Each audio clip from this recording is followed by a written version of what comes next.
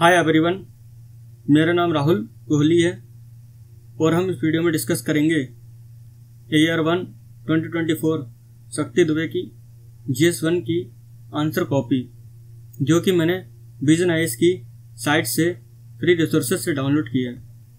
इनका medium English है, centre online है और डेट 5 सितंबर 2023 दी हुई है। एवल्यूशन इंडिकेटर्स क्या क्या हैं कि जो क्वेश्चन की डिमांड्स के हिसाब से आपका कॉन्टेक्स्ट मैच हो रहा है नहीं हो रहा, या फिर आपकी लैंग्वेज, इंट्रोडक्शन, स्ट्रक्चर, कंक्लूजन ये क्वेश्चन की डिमांड्स के हिसाब से मैच हुआ है या नहीं, ये देखा जाता है। इस आंसर कॉपी से 3 क्वेश्चंस डिस्कस करूंगा और इन 3 क्वेश्चंस को डिस्कस करने की वजह ये है कि इन 3 क्वेश्चंस में कुछ ना कुछ अलग इन्होंने यूज किया है, या फिर इन्होंने जब किसी क्वेश्चन का आंसर नहीं आ रहा है तो उसे कैसे हैंडल किया है ये दिखाया है। अब क्वेश्चन नंबर 2 लिया है मैंने, इसको डिस्कस करते हैं। India's war of independence was won by efforts and sacrifice of different sections of society. In this context, discuss contribution made by tribal women in national freedom struggle. इसमें हमें 2 चीजें discuss करनी है। क्या? पहला पार्ट है India's war of independence was won by efforts and sacrifice of different sections of society. तो different sections के बारे में बताना है, कौन कौन से सेक्शंस ने पार्ट लिया था और इसी कॉन्टेक्स्ट में डिस्कस करना है अच्छे से हमें ट्राइबल मूवमेंट्स के बारे में। इन्होंने इंट्रो दिया है, India's freedom struggle has been regarded by Bipin Chandra as one of the most successful mass movement. मतलब इंडिया के हिस्ट्री में जो मास मूवमेंट के लिए ना विपिन चंद्रा ने फ्रीडम स्ट्रगल को कहा है कि सबसे सक्सेसफुल है ये, और जिसने अकोमोडेट किया वेरियस वॉक्स ऑफ लाइफ से पीपल्स को। आगे इन्होंने लिखा है इंडियन इंडिपेंडेंस जो किया था वुमेन मूवमेंट को, ट्राइबल मूवमेंट्स को, वर्कर्स मूवमेंट को, पीजेंट्स को, नेशनल मूवमेंट्स, ट्राइबल पार्टिसिपेशन के बारे में बात की है। जैसे कि as per question demand the tribal revolt was basically targeted against the dikus outsiders. ये तो हमें पढ़ा है हिस्ट्री में कि ट्राइबल रिवोल्ट जो है वो ट्राइबल्स ने रिवोल्ट जो किया था वो अगेंस्ट आउटसाइडर किया था, क्योंकि वो उनके लैंड छीन रहे थे, उनके राइट छीन रहे थे। Major tribal women who led the revolt were Rani Gaidinliu, और उन्होंने दूसरा नाम दिया है देवी चौधरानी। इधर हम देख सकते हैं कि इनको ट्राइबल वुमेन जो है देवी चौधरानी वो नहीं है, लेकिन इन्होंने इसको इधर लिख दिया है। क्यों?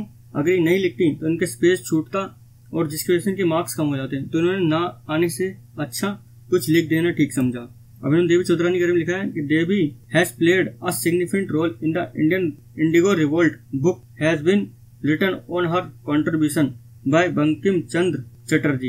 इन्होंने 2 ट्राइबल्स के नाम दे दिए हैं और उसके उन्होंने कंक्लूड कर दिया, दस tribal women have played a significant role in the India's independence movement by targeted at the very root of the British interest. इन्होंने दो ट्राइबल्स के नाम दे दिए और उसके बाद उन्होंने बोल दिया कि 10 इनको इसके थ्रू हम देख सकते हैं कि ट्राइबल वुमेन जो है उन्होंने एक सिग्निफिकेंट रोल प्ले किया है इंडिपेंडेंस मूवमेंट में बाय टारगेटिंग, उन्होंने टारगेट किया root of the British India. अब देखते हैं next question, bring out the key principle underlying Rabindranath Tagore vision of nationalism during Indian freedom struggle. अब इस क्वेश्चन में इन्होंने क्या पूछा है कि principle underlying Rabindranath Tagore vision of nationalism during Indian freedom struggle बताओ। Rabindranath Tagore is one of the most important nationalist poet that India has had. His famous work is Gitanjali. इन्होंने इंट्रो में क्या कर दिया, रविंद्रनाथ के बारे में बता दिया कि जो है मोस्ट इम्पोर्टेंट नेशनल पोएट थे और इनका फेमस वर्क है गीतांजलि। रविंद्रनाथ टैगोर की विजन ऑफ नेशनलिज्म देखते हैं कैसे उन्होंने बताई है। अब उन्होंने लिखा है कि Rabindranath Tagore vision of nationalism though he has not provided for any explicit model of his nationalism yet from his book we can derive his extent. अब इन्होंने क्या लिखा है कि रविंद्रनाथ ने ना ऐसा कोई प्रोवाइड नहीं किया था एक्सप्लिसिट मॉडल ऑफ नेशनलिज्म, लेकिन इनके बुक के through from his work we can drive his extent. और क्वेश्चन में क्या पूछा था, bring out key principles underlying Rabindranath Tagore vision of nationalism. Key principle बताएं, लेकिन उन्होंने कोई डायरेक्ट प्रिंसिपल नहीं दिया, लेकिन वर्क के थ्रू हम देख सकते हैं। He has written an essay that the mind is without fear and head is held high. There he has signified that importance of freedom. So Tagore has condemned the narrow model of development adopted by British. He was against consumerism, which has led to destruction of India's economy. Or he advocated freedom against any land of subjugation. Not just on political level but also individual level. So he was against colonial rule. He wanted India to learn the good from British, incorporate within themselves. इन्होंने last point क्या बताया कि जो टैगोर थे ना, उनके work के through हम जान सकते हैं कि वो ना अगेंस्ट थे कॉलोनियल रूल के, लेकिन वो चाहते थे कि ना इंडियंस लर्न करें ब्रिटिश के अच्छी चीज़ें और इनकॉर्पोरेट कर ले उनके अंदर.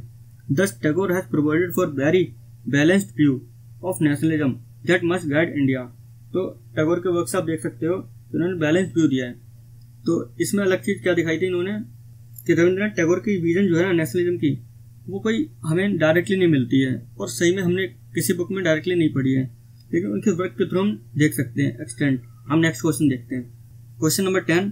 India secular approach has remained that of principle distance and not of equidistance comment.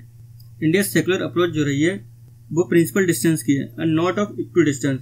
इस पर कमेंट करना, देखते हैं इन्होंने कैसा आंसर किया है. Secularism is considered to be basic feature of Indian constitution. However India model of secularism is very different from Western model, which is based on strict separation between religion and state. अब India secular approach देखते हैं. India is based on dharma nirapeksha, which is also known as principle distance model. अब इन्होंने ना ये diagram बहुत प्यारा discuss किया है, इसके अंदर बहुत ही ज़्यादा क्रिएटिविटी से डिफाइन किया है.